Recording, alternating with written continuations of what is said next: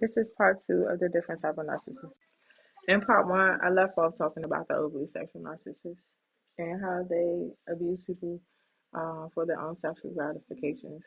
These type of narcissists will sexually exploit you, they'll sexually harass you, they will sexually stalk you, they will do all types of sexually based things.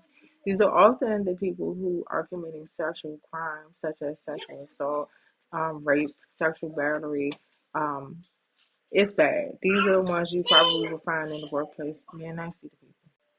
Overall, all narcissists have the same characteristic traits. I listed those in part one. However, there is a difference between a narcissist and a person with narcissistic tendencies. A narcissist usually has some underlying mental health conditions, and due to their inflated sense of self, they don't think that anything's wrong with them. They really believe in their minds that they're perfectly normal.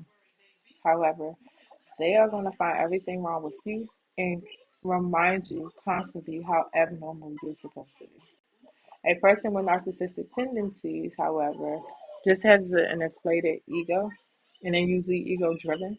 So chances are there is hope for them to change. It would just require this type of person to, engage in some self awareness, some self care, take accountability, and focus on healing from their issues. Unfortunately, we have to deal with these types of people. They are amongst our society, they are amongst our communities, they're in our families, they go to our schools, they work in our work environment. So it helps to know these things. Given the fact that narcissists are driven off attention, the attention that they seek, the best way to deal with them is to not pay their ass no attention. If you don't have to deal with them, do not. If you don't have to talk to them, do not. If you have to deal with them, keep it very, very at a minimum.